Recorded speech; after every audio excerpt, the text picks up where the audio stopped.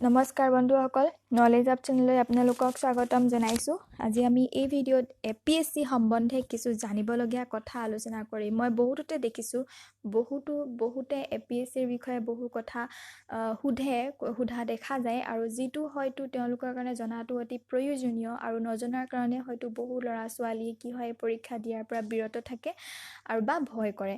আজি এনে কিছুমান বিষয় লৈ আমি আজি আলোচনা কৰিম। সেই বিষয়কেইটা হৈছে মাধ্যম।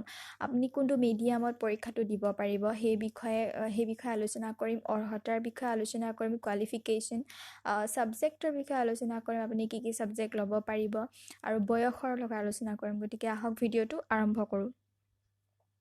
প্ৰথম মাধ্যম। বহুতে এই কুৱেশ্যনটো সোধা দেখা যায়।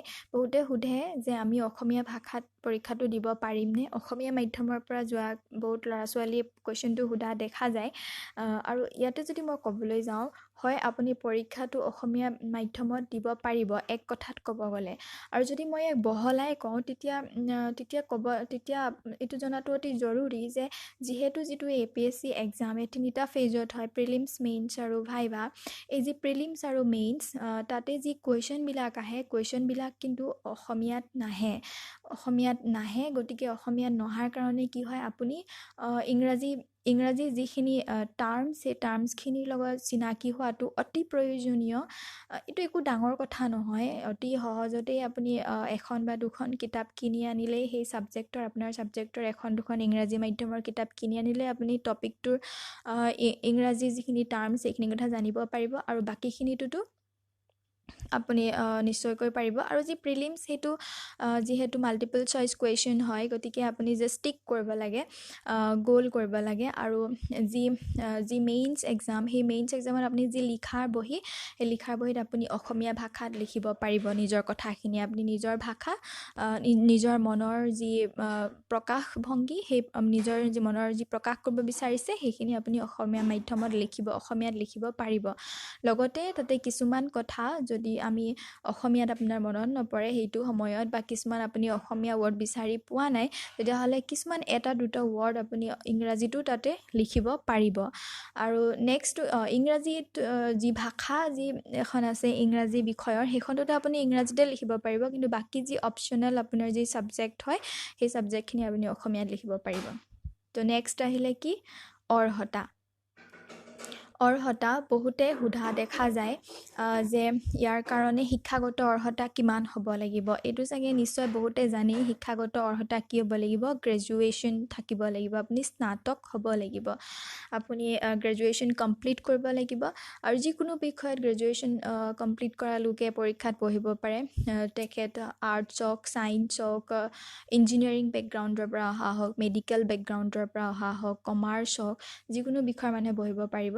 আৰু এটা কথা কিছুমানে বহুতে সোধা দেখা যায় যে শতকৰা কিমান নম্বৰ থাকিলে পৰীক্ষাত বহিব পাৰিব, বা কাৰোবাৰ যদি 45% আছে তেখেতে সেই পৰীক্ষাটোত বহিব পাৰিবনে? এনেধৰণৰ কুৱেশ্যন সোধা দেখা যায়। আপুনি নিশ্চয়কৈ পাৰিব। শতকৰা নম্বৰৰ ইয়াত কোনো লিখা নাই কিমান শতকৰা নম্বৰ থাকিলে আপুনি পৰীক্ষাত বহিব পাৰিব। যিকোনো শতকৰা নম্বৰৰ মাত্ৰ আপুনি এটাই আপোনাৰ কোৱালিফিকেশ্যন থাকিব লাগিব যে আপুনি স্নাতক হ'ব লাগিব। নেক্সট হৈছে বিষয়টোৰ লগতো বহুতৰ কনফিউজন হোৱা দেখা যায়। বহুতে সোধে যে আমি যি গ্ৰেজুৱেশ্যনত যি ডিগ্ৰী খাপত যি ছাবজেক্ট লৈছিলোঁ সেই ছাবজেক্টেই APSC এক্সামত ল'ব লাগিব নেকি, বা আমি সলনি কৰিব পাৰিমনে ছাবজেক্টটো ভৱিষ্যতে? এনে কুৱেশ্যন দেখা যায়। গতিকে এই কুৱেশ্যনটোৰো এনচাৰ য়েছ হয়, আপুনি বিষয়টো নিশ্চয় সলনি কৰিব পাৰিব। যদি আপুনি ইঞ্জিনিয়াৰিং বেকগ্ৰাউণ্ডৰ পৰা আহিছে বা মেডিকেল বেকগ্ৰাউণ্ডৰ পৰা আহিছে, আৰু যদি আপোনাৰ নিজৰ ছাবজেক্টটো ল'ব বিচৰা নাই, তেনেহ'লে আপুনি আৰ্টছৰ ছাবজেক্ট ল'ব পাৰিব নিশ্চয়কৈ। কিন্তু কি বিষয় ল'ব সেইটো সম্পূৰ্ণ আপোনাৰ ওপৰত নিৰ্ভৰ কৰে। কি বিষয় আপুনি ল'ব, কোনটো বিষয় আপোনাৰ ভাল লাগিছে, কোনটো বিষয়ত আপুনি নিজৰ পাৰদৰ্শিতা দেখাব পাৰিম বুলি ভাবিছে, তেনে এটা বিষয়লৈ আপুনি চুজ কৰি লৈ পৰীক্ষাত পঢ়িব পাৰে। আৰু এটা ইম্পৰ্টেণ্ট কথা কি, প্ৰিলিমছত আপুনি যিটো ছাবজেক্ট লৈছে সেই প্ৰিলিমছৰ ছাবজেক্টটো ইভেন মেইনছত আপুনি চেঞ্জ কৰিব পাৰে। যদি প্ৰিলিমছত লোৱা ছাবজেক্টটো আপুনি মেইনছৰ কাৰণে ল'ব নিবিচাৰে, বেলেগ দুটা ছাবজেক্ট কম্বাইন কৰিব বিচাৰে, তেতিয়াও আপুনি APSCয়ে এইটোত অপশ্যন দিছে। নেক্সট হৈছে বয়স বয়সৰ ক্ষেত্ৰত সোধা কিছুমান কুৱেশ্যন হৈছে যে কিমান বয়সত আমি পৰীক্ষাটো দিব পাৰোঁ পৰীক্ষাটো দিব পৰাৰ মিনিমাম বয়স হৈছে 21 ইয়াৰ্ছ 21 বছৰ হ'ব লাগিব আপোনাৰ আৰু মেক্সিমাম বয়স কি হৈছে